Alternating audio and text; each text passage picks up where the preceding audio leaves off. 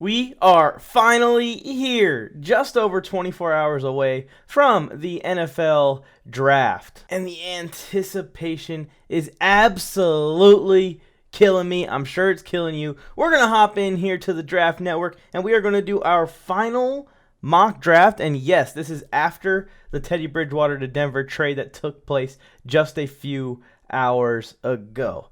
All that and much more. I'm sure we'll tell some jokes. I'm excited for it. I'm pumped for it. And we're going to get into it. But first, we're going to hit that intro. I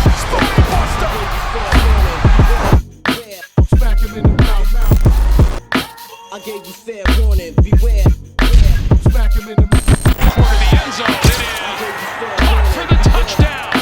Smack him in the mouth. I gave you fair warning. Beware. Smack him in the mouth. What is up, everyone? I am Mike, and I am on the mic of the most electrifying sports YouTube channel in the game today. Here we are, ready to do our final mock draft. I can't believe it's tomorrow. So excited for it. Cannot wait. We will be having a watch party for the first ever WARZONE HQ over on the WARZONE Sports Network. So if you guys have any interest in joining in on that, head to the WARZONE Sports Network on YouTube. Link will be in the description, and subscribe and hit the little notification bell over there. If you want more content from me, you can subscribe here and turn on notifications as well, or you can find me on any social media platform at Mike on the Mic Sports. Look forward to seeing you guys there. Drop in the comments your reaction to this mock draft once it's over. Where am I right? Where am I completely wrong? I got some bold stuff to bring to y'all for my final mock draft prediction. And of course, we're not going to land this perfectly. This is setting up to be one of the most chaotic drafts of my life. Without further ado, the Jacksonville Jaguars are on the clock. So we're going to go ahead and knock the first two picks out the way right out the gate. I don't think there's any doubt that it's going to be Trevor Lawrence and Zach Wilson back to back.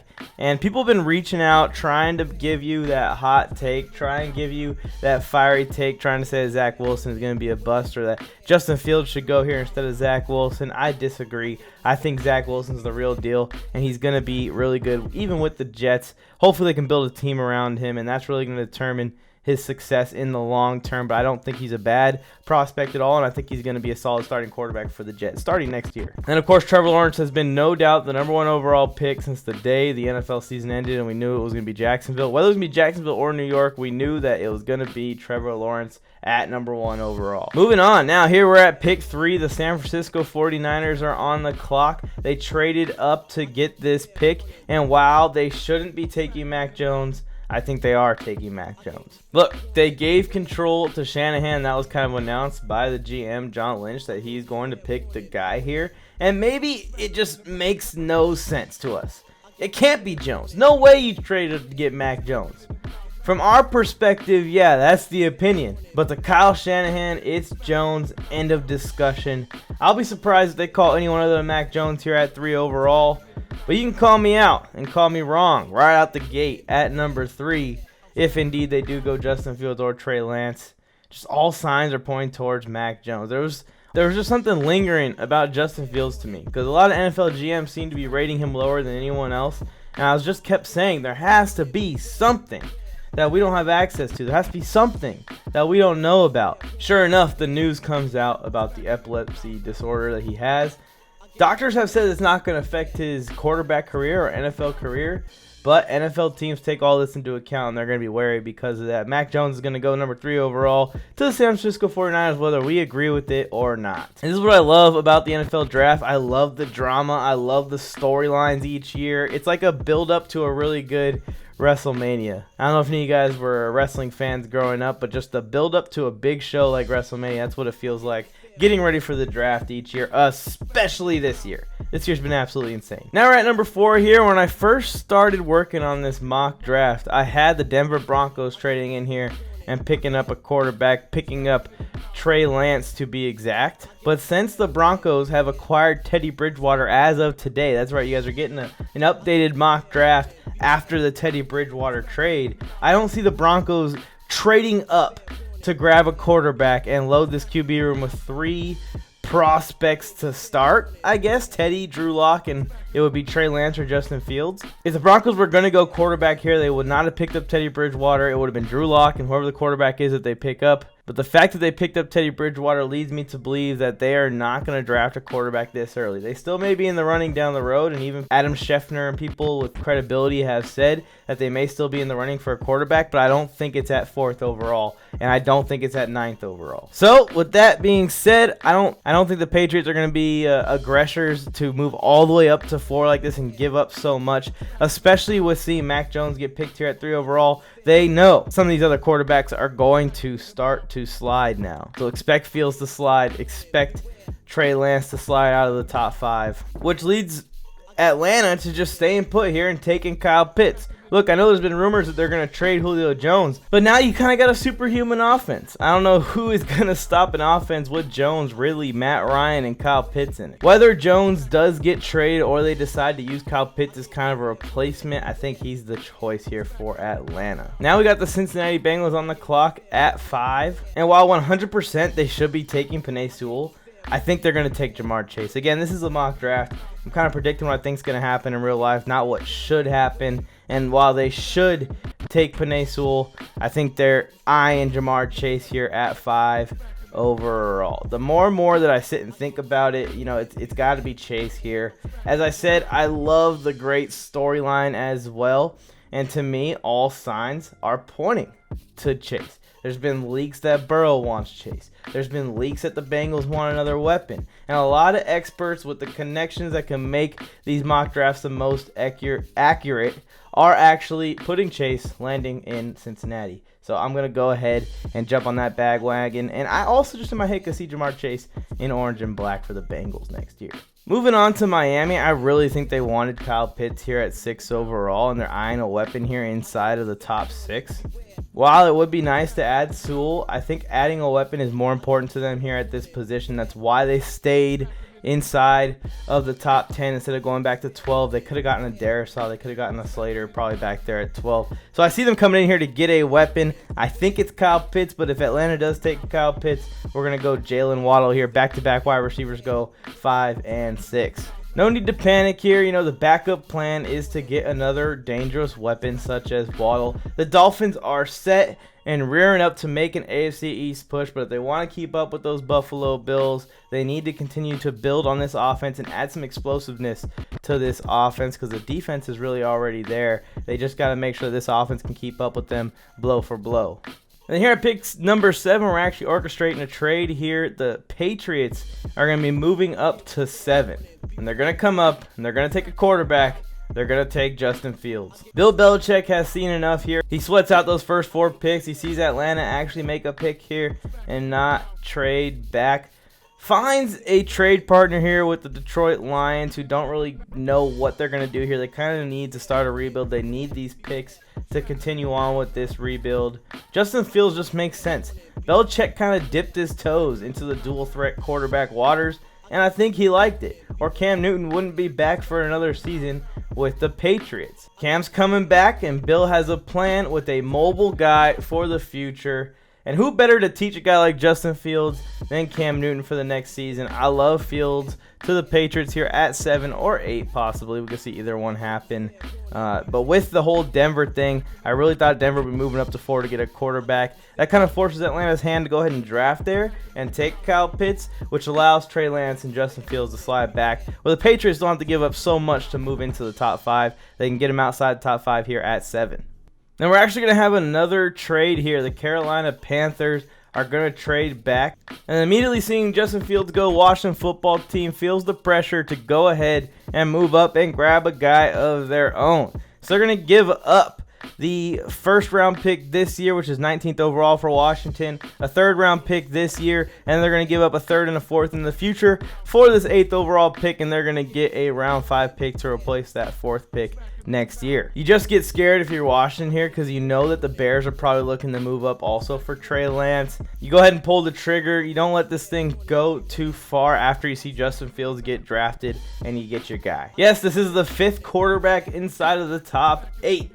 But with Washington pulling the trigger here on a quarterback, and the quarterback with possibly the highest ceiling in this class, I think is the perfect situation for Trey. He can develop, he can watch Ryan Fitzmagic either for a full season or a majority of next season, and once it's time to take the field, Lance will be ready to take this offense to the next level. They're going to have weapons like Antonio Gibson, Terry McLaurin, and these guys hitting their prime also. At the same time that Lance is going to be coming out after we get a little bit of Fitzmagic first. Watch out for Washington in the next few seasons, let me tell you. Now we got the Denver Broncos on the board. Back-to-back trades jump in front of them, but both trades do not grab the guy I think they're going to be eyeing here. It's going to be a little bit of a reach, but since they picked up Teddy Bridgewater, I think they're out of the first-round quarterback conversation. They're probably going to be going defense here. And while these cornerbacks are beautiful, and you might want one of these guys or either of these offensive linemen who are now sliding, by the way, I think defense is the focus, and I think that their secondary is pretty set. So they go Micah Parsons here at 9 overall. It's a little bit of a reach. You could trade back here if you're Denver, but with all the quarterbacks going, who's your trade partner really going to be here at 9 overall? Maybe someone that wants to come in and get Sewell. Maybe you make a deal with your division rival Los Angeles Chargers, but I think that they probably best bet is just lock in Micah Parsons. They need linebacker. It's kind of their second position of need after that quarterback, which they addressed with acquiring Teddy Bridgewater. Whether it's going to be Drew Lock or Bridgewater, I do not think they're drafting a quarterback inside of the top 10. If we see them trade outside of the top 10, maybe they will draft a quarterback first round and take a flyer on one of these guys that are expected to go later in the draft. But if they stay here at 9, I think they take defense. One of these two corners or Micah Parsons. I'm going Micah Parsons. First defensive player off the board as well, which is a surprise. A lot of people probably have some prop bets on Patrick Surtain. Speaking of Patrick Surtain, this really works out for the Dallas Cowboys here at 10 overall. With all those quarterbacks going and wide receivers going, Patrick Surtain slides right into the Cowboys' lap. And this is kind of the ripple effect of the Teddy Bridgewater acquisition by the Broncos as well. The Falcons stay at 4 and draft Pitts. The Cowboys benefit from it because the cornerback out of Bama slides to them. The Falcons don't move back to 9 where they would have moved if the Denver Broncos would have traded up to 4 and draft Surtain right ahead of the Cowboys. Nope, Surtain gets all the way down to the Cowboys. And he's pretty much the universally accepted best cornerback prospect in the draft, with the only guy being close and Caleb Farley having those injury concerns. Congrats, Cowboys fans. I think this is kind of what most Cowboys fans want to see happen. Here at 11, the Giants are on the clock, and we have another trade. All right, the Chargers are trading up with the Giants. Now, the reason I have this happening is because I think the Chargers see Sewell sliding like this. They're going to come in and try and grab him. Whether it be 7, whether it be 8, whether it be 11, if they see Sewell start to slide like this, if Cincinnati doesn't take him, if Miami doesn't take him, the Chargers are going to come in here and do it. I've constructed this little best case scenario for my Chargers. And you guys call me biased. Right? What are you guys thinking? I'm never biased. This could happen in real life. The Bengals and the Dolphins, like I said, they pass at Sewell. At 5 and 6, you see the Patriots come in to get Fields. Washington comes in to get Lance. Sewell's still there. Sewell's sliding. We convinced the Giants not to take Sewell, that they want Slater. I've seen Slater going to them in a bunch of mock drafts. And we move in here and get Penei Sewell. You know what they call me? An evil genius. And that's what I am. If Sewell starts sliding like this, I look to see the Chargers be very aggressive around pick 7, 8, 9 to move in and try and grab Sewell if he's available. Now the Eagles are on the clock. It's been Devonta Smith to them basically this entire time. He kind of seems to be the guy that they want. He's kind of a jack of all trades wide receiver. And if he had 25 more pounds on him, he'd probably be 1B to Jamar Chase's 1A as the best wide receiver in the draft. The game is shrinking, though. Speed is becoming more the name of the game, more than size. The Eagles send this one in without too much hesitation. They need weapons. They're going to pick up Devonta Smith here at 12 if he's there. Moving on to the Giants, who just traded back with the Chargers. They get Rashawn Slater. I think they've been eyeing Rashawn Slater this entire time. You see Rashawn Slater going to New York in a lot of mock drafts by people with those connections, like I said. And they can move back 13 here, acquire a couple picks from Los Angeles, and still get the guy that they want in Slater and send him to New York. Sewell's nice, but I think the Giants will value those picks that they'll acquire in this trade just for the Chargers to only move up 2 spots. But because Sewell's still there, they're going to overpay for sure. And they still get second best offensive tackle in this draft class, and some people think Slater's going to be just as good as Sewell in the NFL. So basically you just get the same caliber player, same caliber prospect, but you get some picks with them for your future drafts. Vikings are on the clock here, and all the cornerbacks are gone. So what's the second need for the Vikings?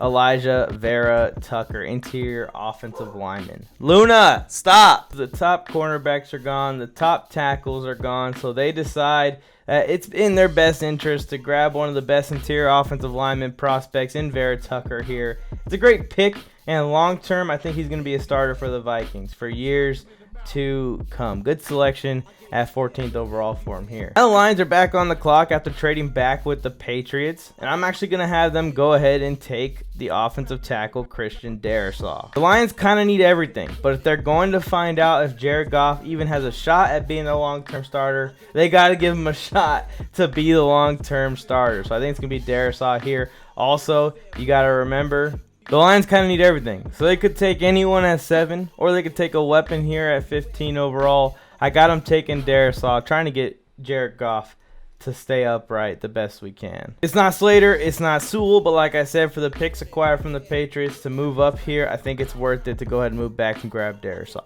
Now the Cardinals are on the clock here, and they got to be extremely excited that a guy like J.C. Horn fell to them at 16 overall. J.C. Horn is projected to go around that 10 to 13 range. Getting him at 16 here is an absolute steal. You got to think that the Cardinals are probably eyeing Caleb Farley here at 16. So if Horn slides this far, they can get a guy with similar upside to Farley, but don't have to take that injury risk that they would have to on Farley. If Horn is gone at this point, I still could see them taking Farley at 16 overall. This is an absolute steal if they can get Horn at 16. Now the Las Vegas Raiders are on the clock, and I actually have them reaching a little bit here for Tevin Jenkins. While Jenkins isn't the prospect that Darrisaw is, or he definitely isn't the prospect that Slater or Sewell is, this guy is nasty, he's aggressive, and he's not afraid to put his hands on you. And he just really shouts Las Vegas Raider to me. They're revamping this O-line, trying to go a little bit younger. I think this is the perfect pick here for the Las Vegas Raiders. I've seen a few other tackles mocked to them here at 17 overall, but I think Tevin Jenkins is the best fit for what's going to be available to them here at 17. Here is Miami, and here's another team that's benefiting hugely from these quarterbacks going so early, because they get Jaylen Phillips. He falls all the way to them at 18. Jaylen Phillips is kind of starting to become head and shoulders as the edge rusher of this draft to get, along with Kwity Paye, along with Ojulari, but right now I think Jaylen Phillips is higher on most people's boards, and he's a University of Miami guy, so it makes sense for him to go here at 18 to the Dolphins. Carolina traded back here with the Washington football team, and now they're on the clock here at 19th overall, and I can see them going Alex Leatherwood here. We're seeing all the tackles flying off the board. It's a really deep offensive tackle class, and even here with Leatherwood, you're getting a solid starter at 19th. And they just lost Russell Okung. That experiment kind of failed, so they do need an offensive tackle. You move back here, you kind of sit here and hope that Tevin Jenkins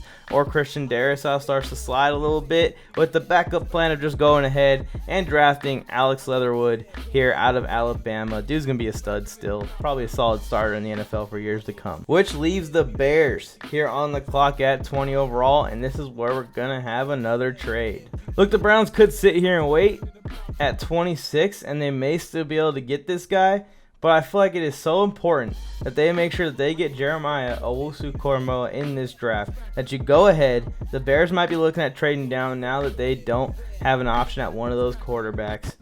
You go ahead, you move in, you reach for him a little bit, but you grab him, just in case the Colts, Titans, Jets, Steelers, or even Jaguars decide they're going to screw up your draft plans and draft this kid before you can get your hands on him.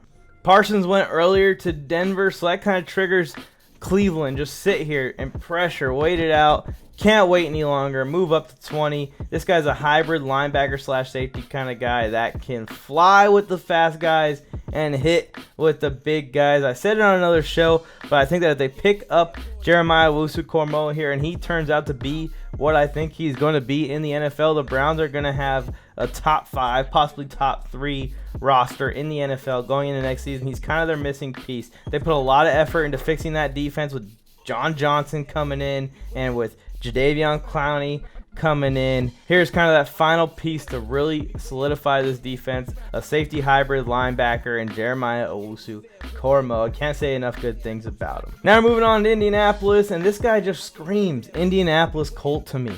They draft Kwity Paye, edge rusher out of Michigan. Jaylen Phillips just went to the Dolphins a couple picks ago. But Kwity, and while he's sliding in a lot of boards, I still think Paye will be solid in the NFL. I love Ojulari a little bit more personally. He's one of my favorite players in this draft. But I think the Colts could be eyeing Kwity Paye. I still think Paye is going to be solid in the NFL. Look, I love Ojulari. He's actually one of my favorite prospects defensively in this draft. But I think that the Colts could be eyeing a guy like Paye. They seem to have loved their speed, finesseful rushers in the past. And Ojulari is more of a power rusher than a finesseful pass rusher. He's a bulldozer. He's a game record kind of guy. Paye is a technician.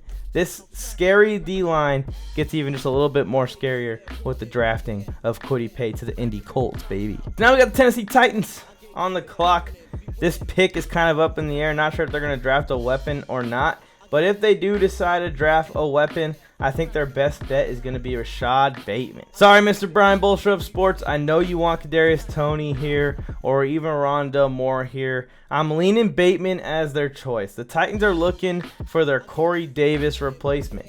Bateman seems like a more dynamic version of Corey Davis in college, which is actually a good comparison for Bateman. I'm not trying to knock Corey Davis or Bateman here. When Corey Davis is healthy, he's a very solid wide receiver 2 in this league. And I think Bateman has some wide receiver 1 upside, but definitely a good replacement for Davis here at 22 overall. They could go edge rusher as well. Now we're here with the Jets, and a lot of people probably aren't going to like this pick, but Creed Humphrey's been flying up people's board. And for this mock draft, this final mock draft, I'm using every advisor and every tool available to compile the best mock draft of them all. And my buddy Joe Scurto, who's a big, huge, diehard Jets fan from the hit show Sports Force, which talks every sport in every galaxy on every Wednesday night, only on the Warzone Sports Network. So make sure you go check out the Warzone Sports Network and subscribe.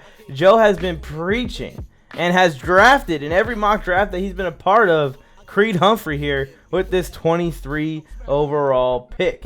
He's an expert Jets fan. One day he may even work for the Jets.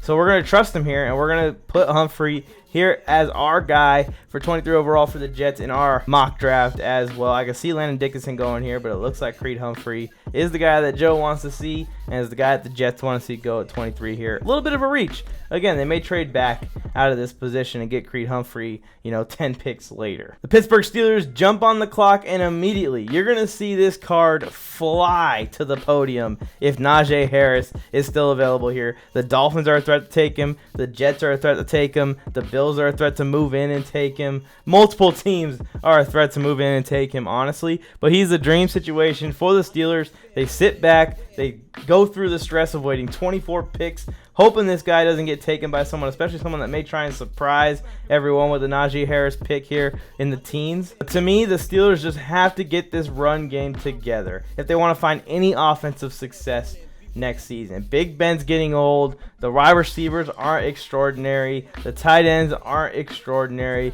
You address the RB position. You get this knocked out. Najee Harris is going to be a really good starting running back in the league, probably starting his rookie year. And then rounds 2, 3, and 4, you start looking at offensive line, so that way that you can kind of really fix this run game. Because that's what the Steelers need to do this offseason. Fix this run game. Jaguars come on the clock here, and I think that it's tough. You want to take Jamin Davis. You want to take Barmore. You want to take Newsome. You may even be looking at Zaven Collins. Caleb Farley is still on the board here and sliding.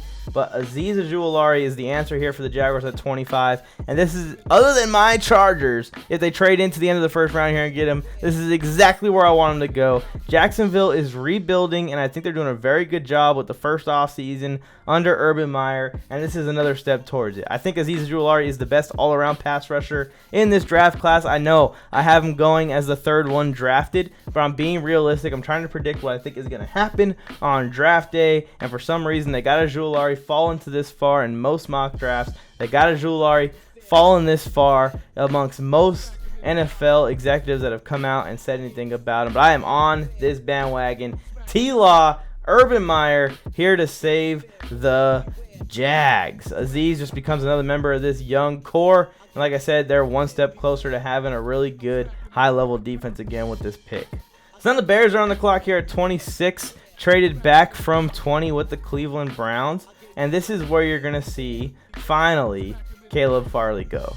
The Bears just lost Kyle Fuller in the offseason, so you want to add another premier cornerback. And moving back to 26 mitigates the risk of if it doesn't work out due to the injury concern. But here, back at 26, they get a possible top 10 defensive prospect. You know, and the Bears, like I said, just lost their star corner, their cornerback 1. So here you go. Who's better to replace him than a sliding Caleb Farley down this draft board? Now the Baltimore Ravens are on the clock here. They got a pick coming up in just a couple picks at 31. They moved with the Kansas City Chiefs here, traded out Orlando Brown, and have another first-round pick. I really think they're going to be going edge rusher and wide receiver. It's just which order are they going to do it in. If you're going to take the edge rusher here, it would probably be Owe. Ron's been moving up a lot of boards, but I think I like Owe a little bit more, Jason Owe out of Penn State. But since both these guys are probably going to be available at 31 still, we're going to go with Elijah Moore. So I think they need to go wide receiver, edge rusher. Elijah Moore, very good wide receiver, kind of a jack-of-all-trades guy, and a guy that can help out Lamar Jackson in this offense drastically. Ole Miss just produced a great wide receiver in DK Metcalf. Hopefully for the Ravens' sake, if they get Elijah Moore here at 27 overall, that they just got the next good Ole Miss NFL wide receiver. Moving on to the New Orleans Saints, and this is another one where I don't think they're going to think twice. They're going to go ahead and turn that ticket in and pick up cornerback Greg Newsome. I think Greg Newsome is just a tier below the Farleys and the Horn and the Surtains, but he's not that far off.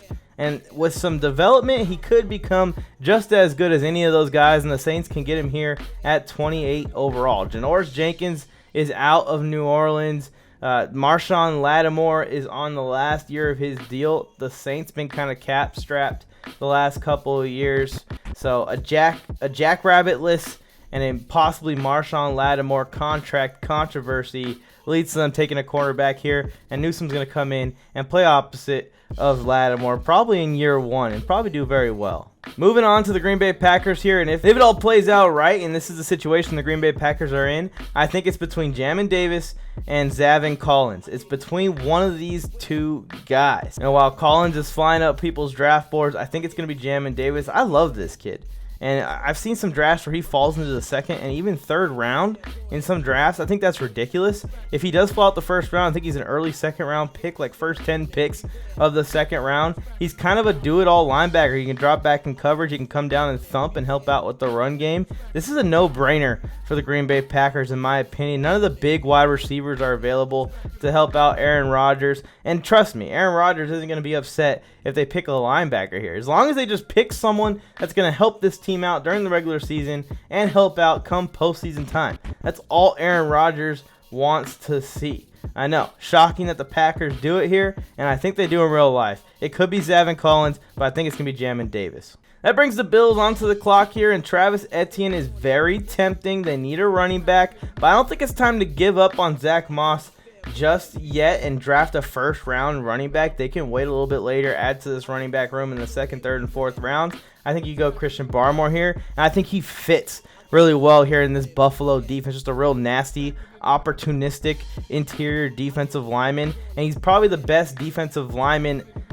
He's probably the best defensive tackle in this draft, and we're going to see if the Bills can get their hands on him here at 30 overall. This guy's going to take over games from time to time, and I love him. Watch his highlight tapes. He's the kind of guy to get a sack, get up, and do a little dance. Aggressive, nasty, physical, exactly what you want out of an NFL caliber defensive tackle. Barmore might be the best one in this draft class. Good to see him go here at 30 overall to the Buffalo Bills.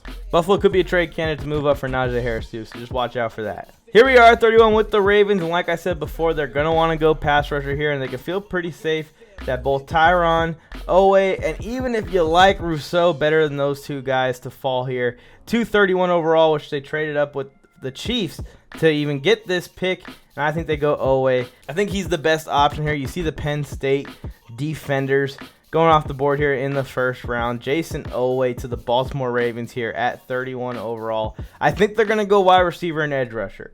It's just what order they decide to do it. It's going to depend on how the rest of the draft board plays out throughout the night. But if they do get an edge rusher here, they have acquired and addressed their probably two biggest needs that they have heading into this draft. And now we got the last pick of the first round, my Mr. Irrelevant. And we're not scared. We're not scared to go ahead and do it. Trayvon Moehrig is here, and this is someone that they really would consider if he was here. But like I said, I have no fear, and we're going to reach here for Asante Samuel Jr. As the draft closes, awesome, here's our picks.